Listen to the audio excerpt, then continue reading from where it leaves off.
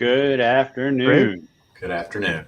Where are you coming from today, David? You don't look like you're in your I am office. in I am in lovely Grand Rapids, Michigan today. All righty. Welcome, everybody. The reboot, 1:30 Eastern Time, a little late today. We scrambled last minute to try to find something to talk about here. Um, every Wednesday, 1:30 Eastern, Brian Bracci, BNL Solutions, and I'm joined by... My name is David Groot, and I am with WinStar Technology. And Brandon Bowers with BPB Managed Cyber Solutions. David Luft with LDD Consulting. out of Albuquerque, New Mexico. Albuquerque, the green chili capital of the world. There we go. And I am still out of South Florida, but it is not sunny today. It is very rainy lately. Super sunny and warm here in Michigan. Yeah, we've got some good weather up here finally. Had a nice weekend. How was your weekend, guys? Everybody good? Yeah. Good. We had a great Memorial Day weekend. We had a weekend? We did. We did. So yeah, we're gonna kind of just talk about just layoffs. Not layoffs in the technology sector, not specific to technology jobs, but just an overall conversation about these big companies that have been laying off a ton of people lately, and the reasons for that can be. I mean, we know. We have an idea, during the pandemic when it started, there was, you can't blame that, but there was definitely some overhiring going on during the pandemic because everything moved online. People were working remotely, shopping online, ordering groceries online for curbside pickup. The streaming businesses, everyone, had the subscription count went up on Hulu, Netflix. And everyone was, at that point quarantined and encouraged to stay home. So they spent a lot more time online. So that surge, tech companies were at record level profits. And that's, public information, you can look it up and just see what the numbers were. And there was a hiring frenzy. And they're still not hurting. I mean, let's also be clear at that. There's absolutely. Not a bankruptcy like looming in the tech sector. No, not by any stretch of the imagination. But I think that they thought this would be the new normal, so they overcompensated for on hired help at whatever level it was, in any level. But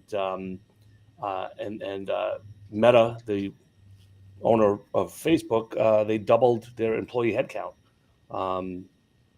March of 2020, they reported 48,000 staffers, and then September of 22, 80,000. And then so the growth was there, and unfortunately it didn't last that long, as we all know. We saw shortages in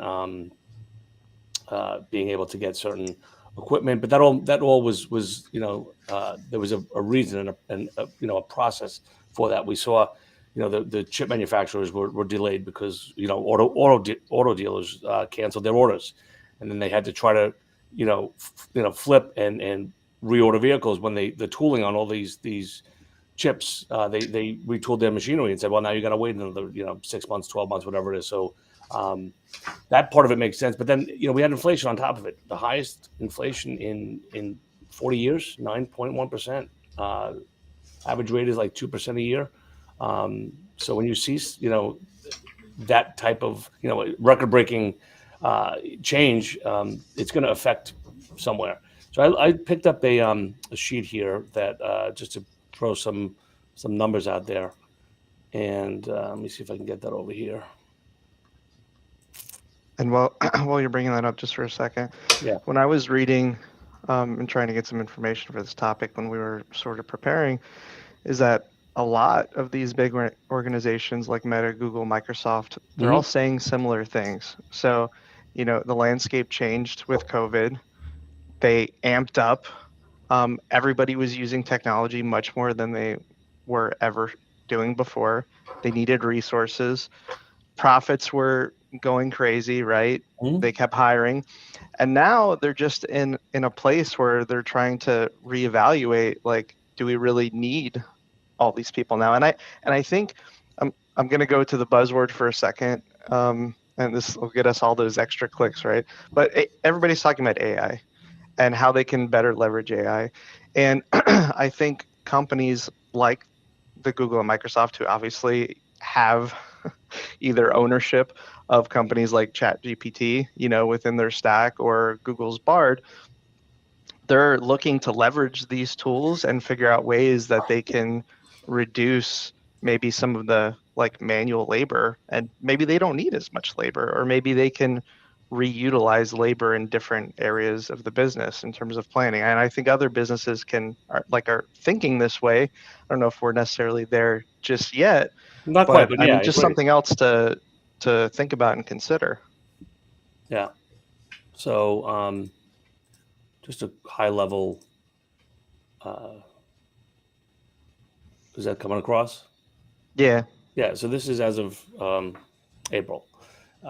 The amount of So I guess, but as you said, it's important to say these are tech companies, not correct. necessarily tech talent being Agreed. laid off.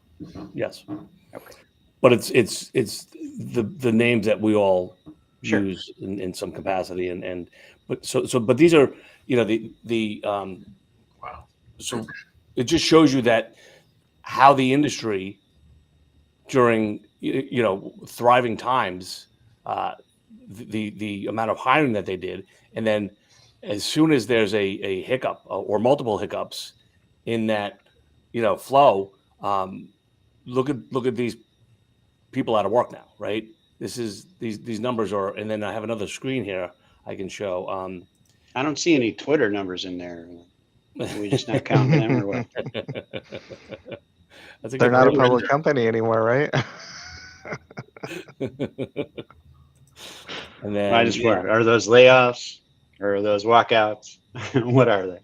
that's a fair question. And then we'll take a look at this other one I have here.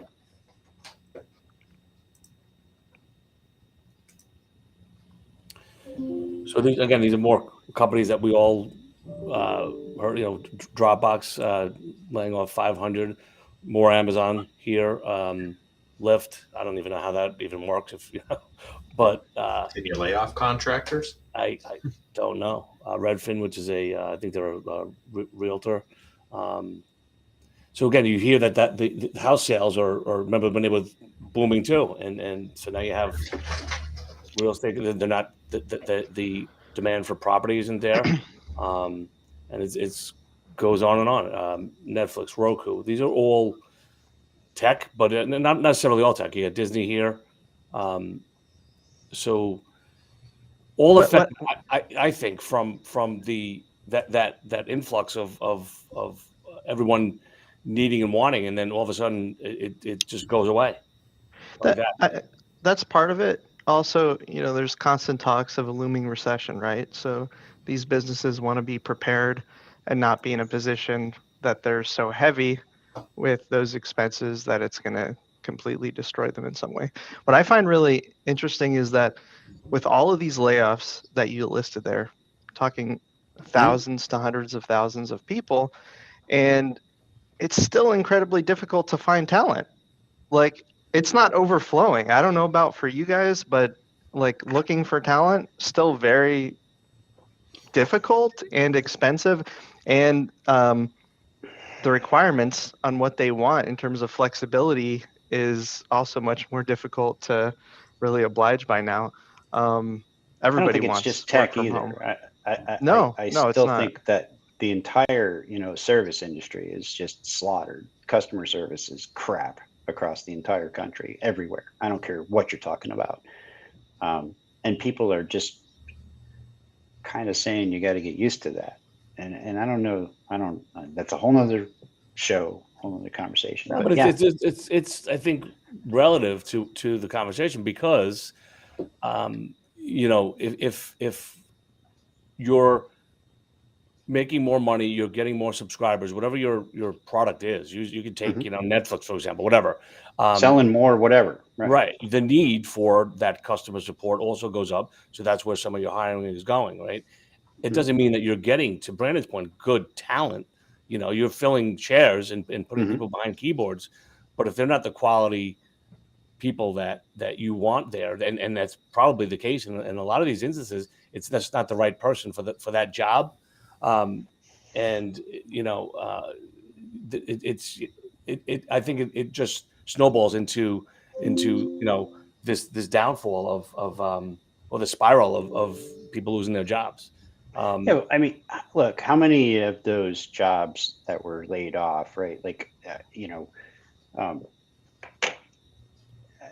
they're not. They were hired for jobs, maybe, and how am I going to say this to make it sound right? I don't want to sound like a complete jerk, but a lot of folks Shut were your mic hired off. in a rush, in a reaction to COVID, right? Yeah. We saw an onslaught of bringing people on who didn't have the skills necessary to do the job, right? They just needed people. They were trying to fill the void. They were shifting everybody all over. And so there's a lot of that hiring that took place that they then realized later on they didn't need because they didn't have the skill to begin with. In some cases, right? The folks who they're getting laid off. It's definitely not that full percentage. I mean, that's No, out of, some cases. What did Amazon have, like 30,000 people or that. 26,000 on that list? Like, Right, but do you think that couldn't we be are all laying bad. people off in cybersecurity? No, you can't find. I mean, there's not enough. That's what I'm trying to tell talent you. out So, there. like that, Right. that's my point. That's what I'm saying is we still have a market where there's not enough staff. There's not enough talent. You got companies laying a bunch of people off, but those are not people that are generally people that we're needing to fill the jobs that we have.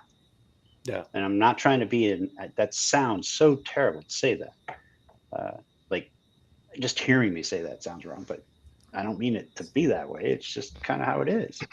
But it does prompt a little bit. What I was mentioning is that there are new jobs that are out there. There is anything and everything in cybersecurity is like an absolute must requirement. Let me ask you can't find. The 3 question: Are you all hiring right now? Right. We're all hiring, but not the wrong people. Like I won't hire just to hire. And it's hard, right? It's very hard. So it's not like we're getting these people back into the pool of candidates and having a great selection. That's my point. I know. There are the whole piles of people getting laid off, but that's not, and again, like we're still we have a shortage in this particular niche, the cybersecurity, but there's lots of other niches, a lot of different parts to that, right? It's not just tech. It's there's things, administrative management, projects, all that kind of stuff. That people would get involved in, and there's just not enough skill out there to fill the jobs that we need to fill. All this other stuff, I don't know what it is, but I need help. That's all I know. I don't know. Are the smaller companies laying as many people off as the large companies?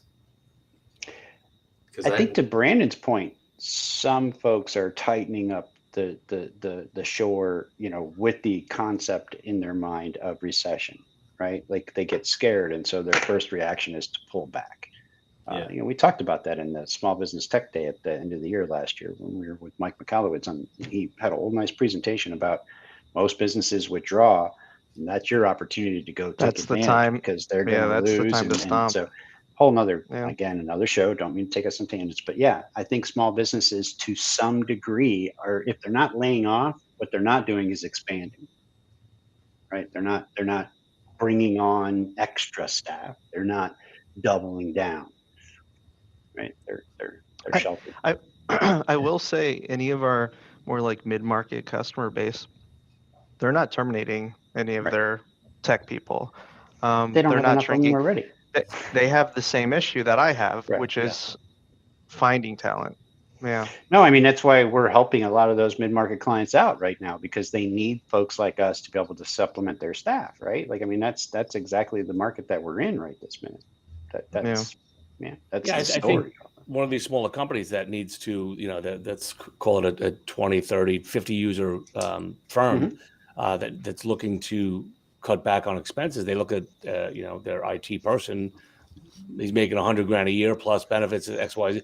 You know what? Let's outsource. So if anything that would help us, our industry, right? Sure. So we're not feeling any of those repercussions, right? Because I'm not even seeing that happen. So it's not like I'm not seeing that either. Yeah. Well, I'm seeing more where it's not so much that they're getting rid of in lieu of bringing in contractors, but it's that they can't find additional enough to cover what they got. So now they're bringing in outsourced help to supplement what they have. Yeah. Right? They don't want to lose been the my team they exact got, experience. right? If they burn them out, they're gone, right? So, bringing companies like ours in, at least we can take care of the noise and let them focus on the important stuff, or whatever works out best. But that's what I'm seeing more of, not letting them go and then bringing a company on. Yeah, I think we're all seeing the same thing, and we're geographically spread across the country here, and it's the same, right? Even David Luff, you're not. Are you seeing?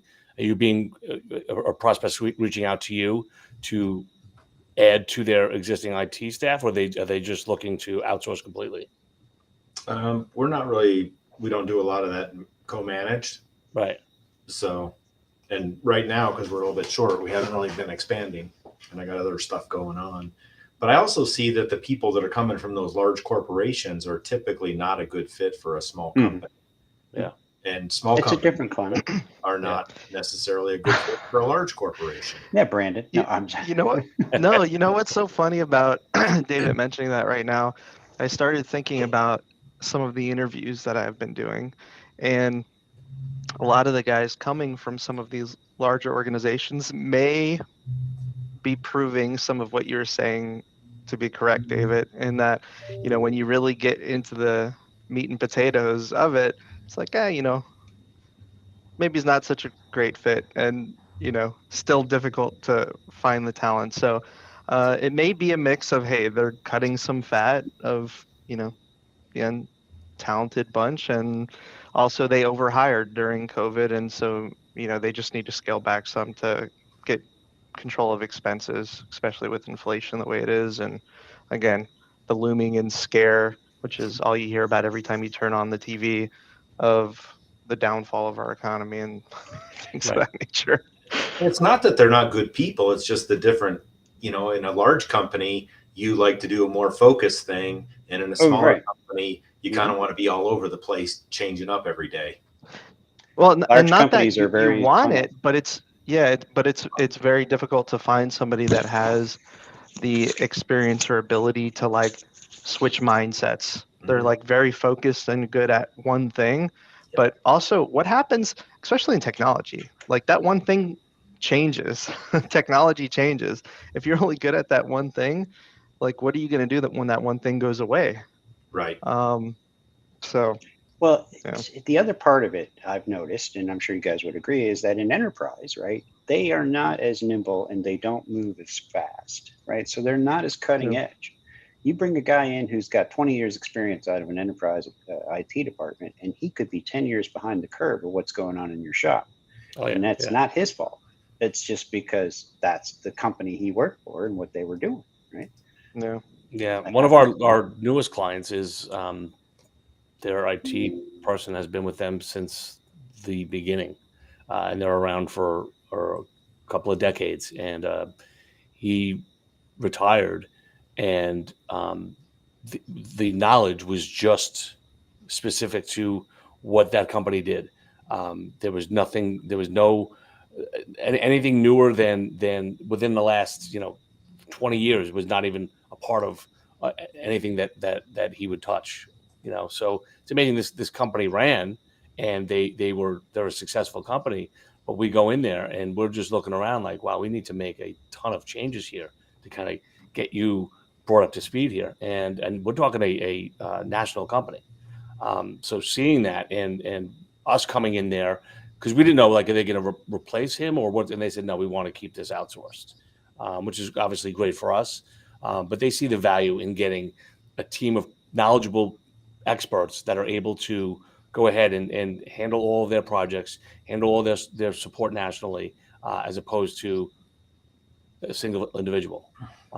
So it's to your point though, you're limited when you have that single that one thing that you do, and you're not growing with technology. You could see it, unfortunately. So when that company started, though, was it pretty small? Like, was that a situation where they started out, they had this guy, he built out the first little bit of the network, and then he added on? More or less, yeah. I mean, it was, yeah. But I mean, there's got to be, I don't know, maybe let's say it's 200 and some odd endpoints across the country. Okay. Not huge, but Right. and they're all static IP addresses, manual. Yeah, done the way that he did it. Right. Right. And in a logged piece of paper, like it's just Yeah. That does sound like the 90s. That's what he knows. Exactly I mean, what it I'm was, telling yeah. you, they got that stuff down. Like they got it dialed in. But that's what they do. And I'm not badgering anybody, but the point is that it worked, right? Yep. I mean, so that system worked, but it's time to now you gotta fast forward ahead and let us do what we have to do. So now you got to put the cloud in there. And it's not going to work anymore.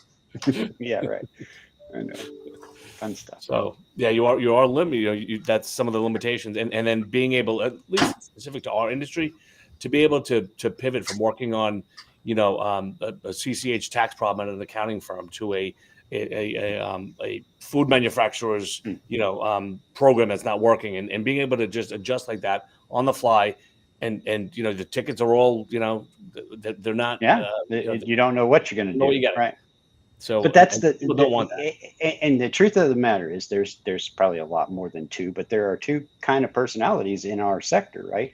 There's the guys who thrive on that, the guys or girls, and then there's the guys or girls who need the enterprise style, right? Where they thrive in that environment, where some guys need diversity. If it isn't all over the place, they die. They just can't handle it. That's me. Like if you give me the same thing to do every day, I'll just spit it right back in your face. It's not going to happen. I got to have some kind of a challenge. Other folks, they don't want any kind of change. They want it to just be nice and steady, right? Yep. Do you guys feel there's going to be any major impact of like all these layoffs that are happening? I mean, where is this going to go? And it seems like it's continuing, because I mean, I still read something new every week about one of these larger organizations that are laying off a ton of people. I mean, I'm sure support levels and customer service calls and things like that are going to be longer queues and more negative experiences. I have to assume. That does seem to be a trend everywhere. I mean, look at the airlines. What was it, Southwest, that had all that, those issues, and it was. I mean, it was that's still happening. I mean, that's still happening when you call or try it. Your wait time is 2 hours. Would you like a call back? Yeah, I don't want to wait here for 2 hours. I got stuck when all that stuff was going on in Nashville for like 3 days because there was not enough workers at the time. All the cars were rented too, so I couldn't even get a car rental and get anywhere. Yeah, that was going to shift things away. I mean, I think it's going to shift it back more to the way it was. Well, right. Is there an opportunity for anybody, I guess? Like, hey, all this is happening. Like, what should people be thinking about? Or what can people do? That's the question that comes up, though, is it tech talent, or is it sales, or marketing, or administrative? Like, I don't know. I'm just saying, like, what talent? Is it help desk talent, right? Is it customer service? Is it what are we losing there? So without that information, it's hard to say. I don't understand how there's people that get laid off are not the highest quality people either. Usually, they're not the most necessary. That always, right? Like they're going to keep the high priority, right? I think. But with the sheer amount that they're getting rid of, I mean, again, there's definitely going to be some quality individuals in here. Yes. I guess, like, I don't know what's next for this, and I mean, I'm just trying to consider, hey, is there opportunity for us, and like, how should we shift or pivot or potentially like deal with this? I also find that it's a little bit interesting that every time you hear about the unemployment rate is still at like a staggering low percentage number. Yeah. But what it seems like is there's just a lot more people with part-time jobs or multiple jobs. So something changed in the way they measure that stuff over COVID, right? Like, because we didn't, like, okay, granted, folks died from COVID. I'm not, but we didn't lose that many folks to where the workforce was depleted by 40%. And now we're left with this base of workers, right? We still have a pretty good, 80-90% of the same body count floating around the country somewhere. So if you're telling me our unemployment rate is low, then you're right. They're looking at part-time, or they're just not counting them because they're out of the job market or whatever. And then so that's a different measurement, and we can't even really count on those numbers. Right. I feel like the numbers are just skewed though, and like we can't even you can't even use them as truth anymore. I don't know. Statistics are just that, right? You can make them do whatever you want them to be. Yep. But yeah, so to both David and Brandon's point, I think Brandon, it would be great if we could capitalize or look for something to gain out of this. But who are these people? You know, I think a key that you can do right now is focus on customer service. Though, like if you weren't before, as much as you can maintain that same or better level of experience, I don't think everybody's going to be able to do it because they can't get the talent. Because everybody I talk to. Yeah, it's a very good point, Brandon, and one I'd like to kind of just 2 seconds, but like I know we're late and all that, but what do you do? Like, you know, we fight this in our company, and I'm sure you guys do too, when you're left to settle for less than what you want. And oftentimes I'm not in a position in my head where I'm okay with that, right? Like I'd rather not than to have less. Like I won't tolerate less than best. And so I might not be able to hire as many people as I need to, but I'm not going to, like, how do you do that? I think we should make our next topic all around customer service, because there's a lot of good things that we could bring up and talk about. There's a great book or speaker that I can share next week and we can talk about too, who I think would be a really good resource for everybody. And yeah, I think just because we're over, and that'll give a little slice or a little tidbit of making people interested. Yeah, a little taste. Cool. All right. That's something we got next week sorted out. Okay, remember, write that down right now. So that's recorded. I just go back. All right, well, Brian's going to be next week. What are we talking about? I'll be like, go back and watch the recording. Customer service. The last 2 minutes. All right, guys. Yeah. Thank you. Great talking to you guys.